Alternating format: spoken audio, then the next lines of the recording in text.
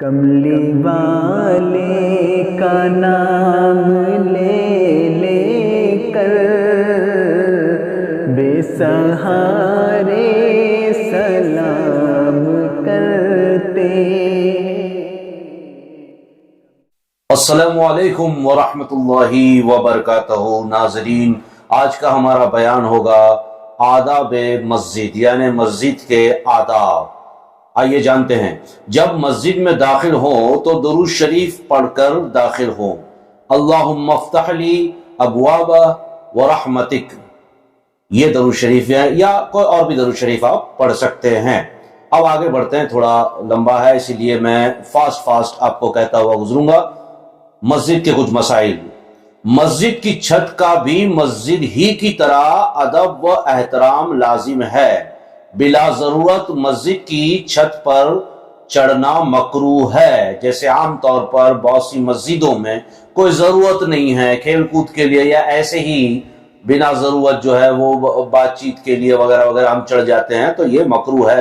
ہاں ٹھیک ہے، کبھی کبھار جو ہے مؤذن ہے، امام صاحب ہیں، وہ اگر تفریح کے لیے یا اوپر ہوا کھانے کے لیے جائے تو کوئی حرج نہیں ہے، لیکن زیادہ تر ہمیں اس کا خیال رکھنا ہوگا کہ مسجد کی چھت بھی مسجد کے احکام میں ہی آتی ہے، تو اس ایریا میں ہی آتی ہے، تو وہاں بلا ضرورت چڑھنا مکروہ ہے۔ بہار شریعت جلد 3 اور صفحہ 178 پر یہ مسئلہ درج ہے۔ آگے بڑھتے ہیں۔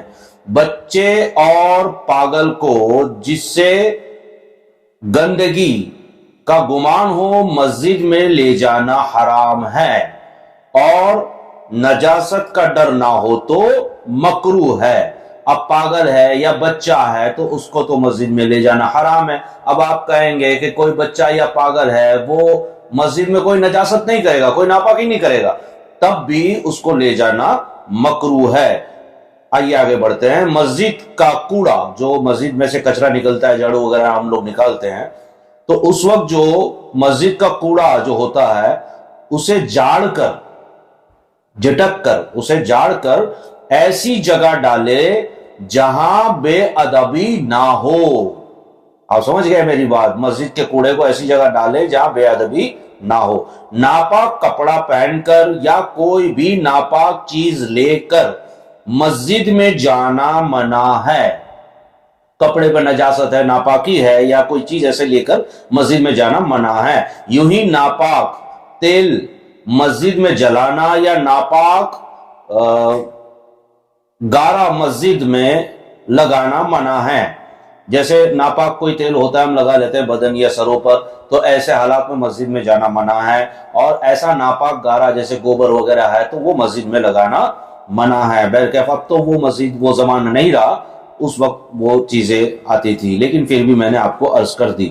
وضو کے بعد بدن کا پانی مسجد میں جاڑنا یا مسجد میں تھوکنا یا ناک صاف کرنا ناجائز ہے۔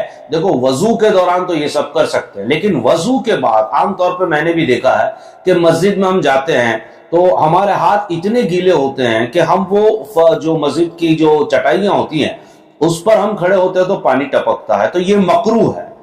دیکھیں، نبی کریم صلی اللہ علیہ وسلم نے فرمایا کہ وضو کے بعد پوری طریقے سے اپنے جو ہاتھ ہے یا چہرے ہیں اس کو پوری طریقے سے جو ہے نہ پوچھیں، تھوڑی تری رہنے دیں، تاکہ روز محشر میں یہ ہمارے جو ہے بخشش کا سامان بن جائے گی انشاءاللہ۔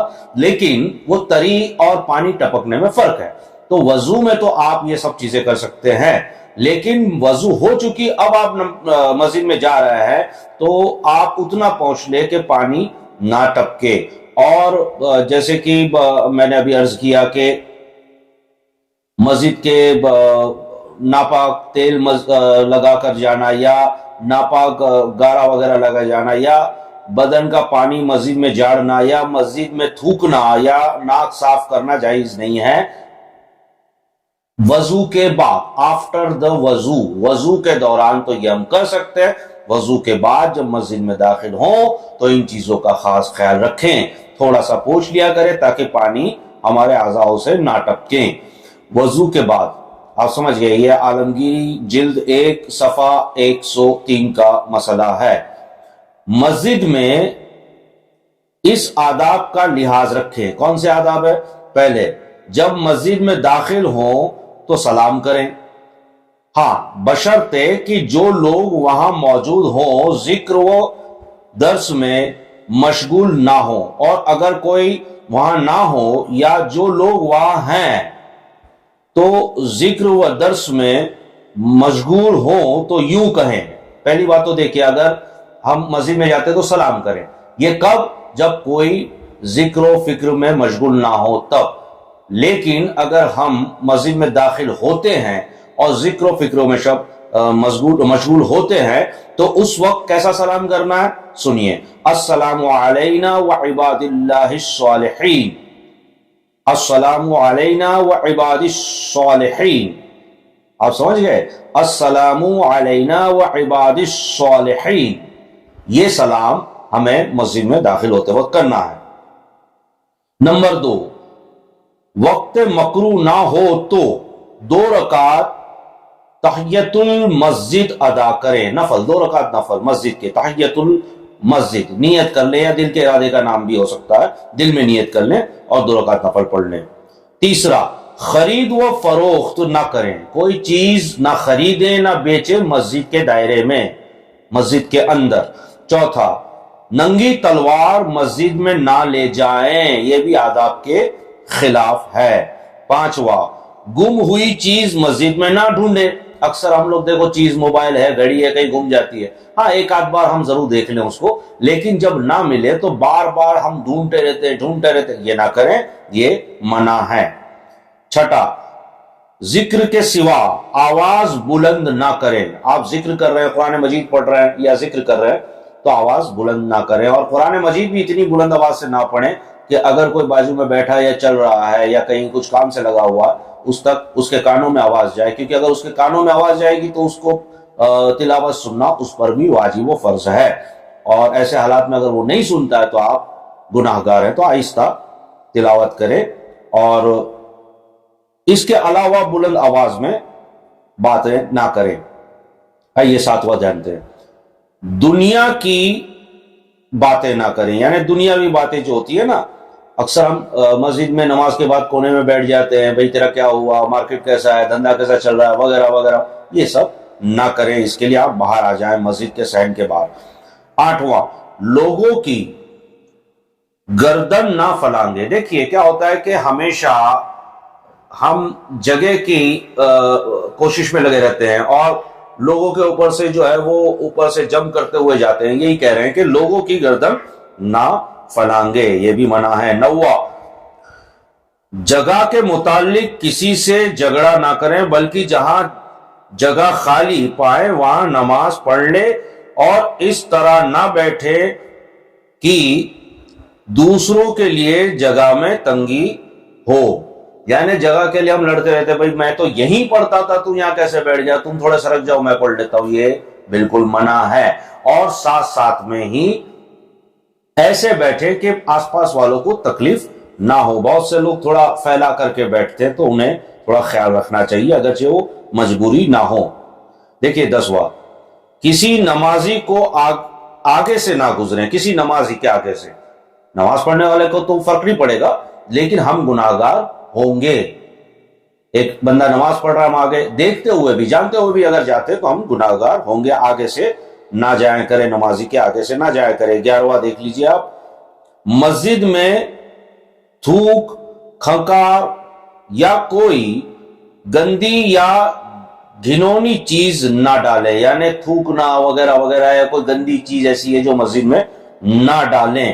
12واں، انگلیاں نہ چٹکائیں. یہ انگلیاں نہ چٹکائیں کیا ہوتا ہے؟ جیسے ہم انگلیاں پھوڑتے ہیں نا ایسے، تو بہت سے لوگوں کو ہم نے دیکھا ہے دعاؤں میں بھی انگلیاں پھوڑتے رہتے ہیں، یا مسجد میں ایسے ہی بیٹھے تب بھی ہاتھ پیر کی انگلیاں پھوڑتے رہتے ہیں. یہ بھی منع ہے. 13واں، نجاست اور بچوں اور پاگلوں سے مسجد کو بچائیں.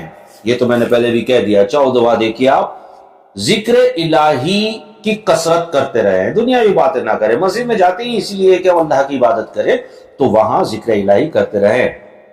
اب دیکھیے آگے ذرا سنیے گا، کچا لہسن، پیاز یا مولی کھا کر جب تک منہ میں بدبو باقی رہے مسجد میں جانا جائز نہیں ہے.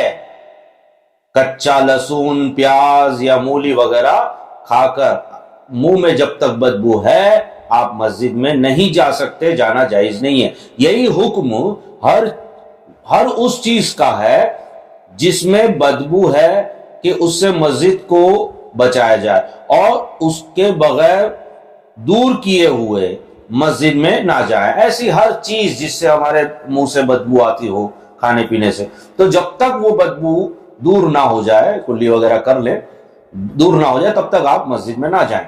مسجد کی صفائی کے لیے چمگادڑ اور کبوتر اور چڑیاؤں کے گھونسلے کو نوچنے میں کوئی حرج نہیں۔ اب جیسے چڑیاؤں نے گھونسلہ بنا دیا، کبوتروں نے گھونسلہ بنا دیا، تو مسجد کی صفائی تو کرنی ہے، تو اس کو نکال کر پھینک دینے میں کوئی حرج نہیں ہے، یہ جائز ہے۔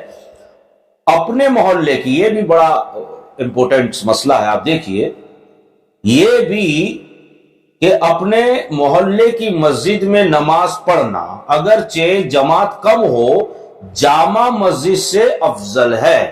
اب میں علاقے میں رہتا ہوں، وہاں چھوٹی مسجد ہے اور جامع مسجد تھوڑی آگے ہے، لیکن میرے علاقے میں جو مسجد ہے اس میں نماز ہوتی ہے بھئی 8-10 لوگ ہیں، اور جامع مسجد میں 50-100-200 لوگ ہیں، تو سب سے افضل میرے لیے ہوگا کہ میں اپنے محلے کی مسجد میں ہی نماز ادا کروں، یہ جامع مسجد میں نماز ادا کرنے سے افضل ہے۔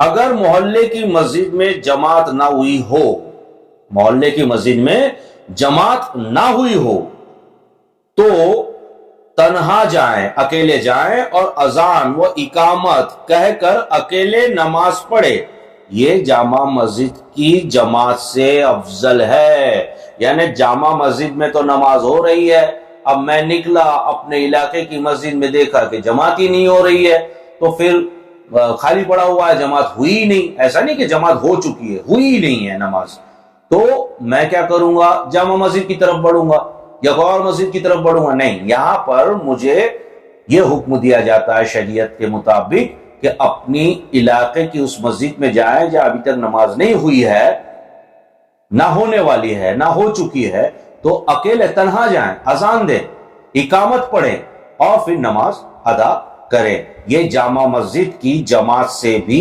افضل ہے۔ امید کرتا ہوں کہ آپ کو ویڈیو بہت پسند آیا ہوگا، اور اگر پسند آیا ہے تو سبسکرائب کریں، اور سبسکرائب کر چکے ہیں تو لائک اور شیئر کا بٹن ضرور دبائیں، اور زیادہ سے زیادہ ویڈیو کو آگے تک پہنچائیں، کامنٹ بھی ضرور دیں۔